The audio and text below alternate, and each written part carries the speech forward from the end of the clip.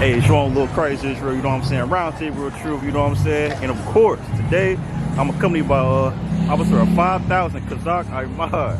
You know what I'm saying? I got the opportunity, I saw him, so I'm gonna go ahead and take it, you know what I'm saying? So first off, sir, you know what I'm saying? I just want to start off, you know what I'm saying, for brothers may not know, you was born in DC? No, I was not born in D.C. I was born in the Midwest, Illinois. Man. You understand? Okay. Not too far from Chicago. You understand? And I ended up getting over this side of the country through Esau's military, the white man's military. But I'm glad I'm where I am. You know, I'm from 1 West 125th, Harlem, New York. That's really where I'm from. That's where we all from when you in the truth. So yeah, I just want to say, you know what I'm saying, you really a known face in Israel. No. You know what I'm saying? No, I'm trying to get like everybody else. Yeah, Captain Clyde, Captain Zaria, you know, Captain Shock. Them brothers been putting in work, so you know, I'm just trying to follow what I seen them do. Right, and that's to the point too. You know what I'm saying? It was, even though you was in Esau military doing a lot of work in there, how did it feel from transferring from a white man army to literally a black man army? Oh, brother, that's an excellent question. It was night and day. I wouldn't even consider what Esau has going on in the army. I think they're playing army. They just white men with, it's a large militia. They're not an army. They're white men with guns. I came to the UPK, brother, the Lord's army. And I get to see real discipline, real structure, real order, and most importantly, what I couldn't find in the white man's army, real brotherhood. And so it was night and day. I had to watch my back in Esau military. I couldn't trust anybody I was around. The culture of it is real dysfunctional. You know, it's real dysfunctional, and it's not meant for our people to be in it. It's meant for Esau. He thrives in those type of environments.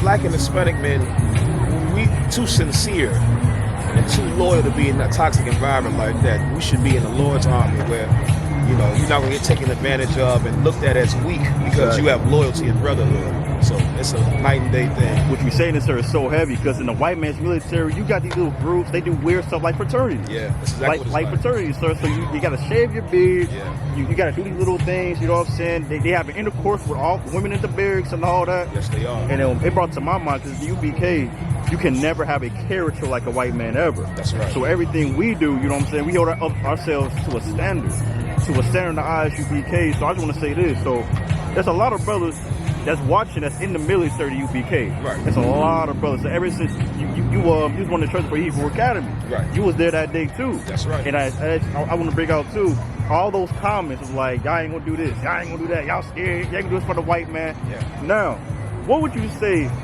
from having structure, how did it change your life? It changed my life drastically in every way. I think the way I even wake up in the morning is different. I wake up in the morning with a sense of purpose. In the world, brother, I prayed I didn't wake up. That was my life in the world. I pray I didn't wake up, you know, and I look forward to every time I went to sleep because life was hell. And the truth, brother, I'm praying to wake up to get the day started and what else I can do for the day. And, you know, I have a purpose that's greater than myself, and that's helping and fixing my people, God's people. And so, brother, it has given me a sense of purpose unlike anything I've ever done in my life, and that's how I know it's the Lord's work. It's not anything that any man, you know, can boast. It's the Lord's work, and He gave the helm to Commander General Yohana. He's holding it down. Yahweh Ba'ashim Yahweh Brakatah. General Muhammad. That's our protocol, you understand? Again, militant. You see that? Like, General came in, General on deck. Exactly. You understand it? That's what we do. So next question, I want to move toward this now. Okay, will you be in the army now in DC? The white man's army. The white man's army. That's right, no sweat. You know what I'm saying? So like now the white man's army is literally invading DC. That's right. So I just want to say, what's the experience going on? What's it like down there? So what it is it's a political theater. They're not really there to stop crime because DC doesn't have any worse of a crime problem than any major city. But Donald Trump now has to distract everybody from the fact that he's on the Jeffrey Epstein list as a pedophile and a frequent flyer on the Lolita Express to that island. So, you know, he has to go big to distract everybody. And one thing white people understand, and Donald Trump is very keen on this, is white people's hatred for blacks and Hispanics surpasses everything else. And so, when all else fails, you know, let's blame the niggas. These niggas, look at the crime. Look what these niggas is doing. Look what these Hispanics is doing. When really, the DC doesn't have a crime problem, again, worse than any other city. What they should do is send a National Guard to profile these white boys so they don't shoot up schools and churches. But they're not doing that because it's not about crime. It's not about law and order. It's about oppressing God's people. And so that's what's going on in DC. They scared to go into the hoods. Yeah. You understand? They scared to go into the hoods. You'll see videos here and there where they'll be in little small little areas where we at, but they not really policing the hood. They're scared to go there. You know, so it's not about stopping crime at all. It's just it's a show, it's a distraction. Right, and also too, because you know, sadly, you got our people thinking we need these FBI agents, we need these CIA agents, we need everybody to clean up our streets. Right. But this is what happens when you vote for somebody who's not of our people. That's right. Or voting period. Right. You know what I'm saying? So like once again, sir, I just want to bring up the fact that, you know what I'm saying, that people that our brothers, we don't understand what the hell is going on at all. At all, brother. You know, I know what you see that, sir. You could expound. Absolutely. When, like, if a brother could wake up, what should he do? Like, what should he see in his eyes if he can't realize already?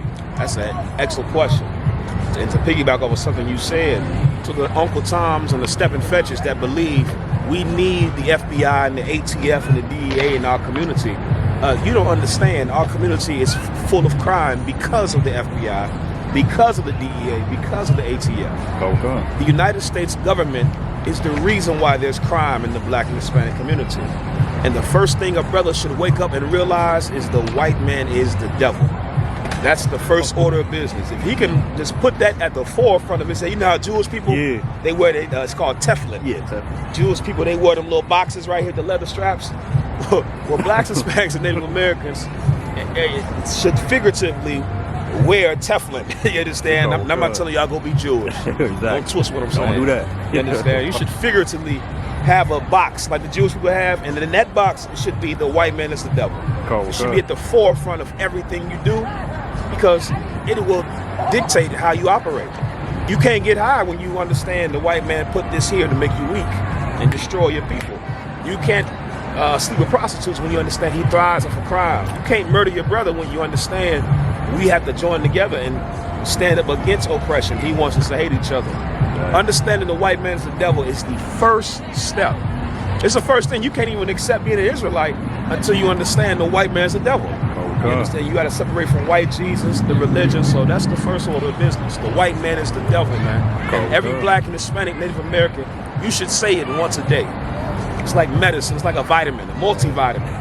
You know what I'm saying? You wake up and take your multivitamin. You understand? Right after the multivitamin, the white man is the devil. All right, let's start the day off. Carl, you know, it's so crazy. When I came into the school as a young man, like brothers would tell me, I wake up every day, the white man is the devil the Bible speaks of. That's you know right, what I'm saying? But as I kept coming to class, coming to camp, now I'm teaching class. Now I got orders. Now I'm saying, like, now I know why brothers say that. Exactly. Because if you go without one day knowing who your enemy is, you are going to be consumed. That's it. You know what I'm saying? If not by drugs, if not, you know what I'm saying, by getting unalive. That's right. White man's military, they're going to go to World War III. That's right. You know what I'm saying? So what you bring out a heavy point. You know what I'm saying? Like, people got to understand who their enemy is. Right. And I just want to ask you, sir, from, you know what I'm saying, in the past, in the world, being with the enemy, you know what I'm saying, army fatigues, whatever. But now in the truth, what should brothers how should brothers just understand of what's going on? Well, again, the white man's the devil. From there, you'll get understanding on everything else. The white man is the devil. His God is the devil. We should leave his God and find out who our God is, because his God has destroyed us. His religion has destroyed us. So we have to find out what is our culture. Who is our God? And once you start there, the white man is the devil, you're on the right track. But you cannot start that path by trying to skip over the white man is the devil. You're going to end up in the wrong destination. Exactly. The first stepping stone to the right path is the white man is the devil. It's like once you step on that one, it's like, all right, Now you I can see where I'm going now. You Now understand? you I can see. see. And you can start stepping along the way. You know, oh, I'm an Israelite. Oh, I'm God's chosen people. Oh, God is black. Christ is black. Yeah, but all that is stepping stones after acknowledging he's the devil. Right. Like you said, you got to know who the enemy is, or you will be consumed. And there's a war being waged on our people, and we don't know it. So we're losing the war because we don't even know we at war. So that's the first step. So it's so heavy right now. 10-minute quick interview, you know what I'm saying? We at New York City right now, Chaazaq Imad. I got a little snippet. I'm gonna see this brother again, man. That's right. I'm gonna go a little bit different too. And if I may too, big shout out to Captain Chaazaq, Captain Zakar, Captain Shemawa Allah, Captain Chaazaq. That's right. You understand? The whole New York squad, all the officers, the troopers, the sisters. You understand? It's a beautiful thing we got going on out here, man. It's a beautiful thing where we can come together and there's no fighting, no arguing. You know, your woman ain't being raped, your children ain't being molested, ain't no shootings or stabbings. Like, this is the kingdom of heaven.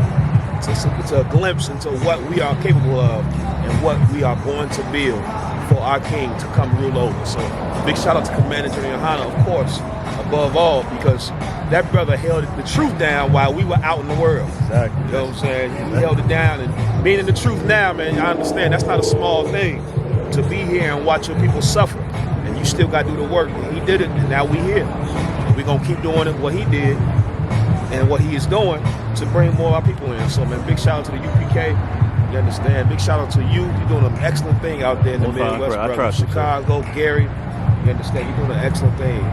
Shout out to you, Captain Malakwa. Damn right, sir.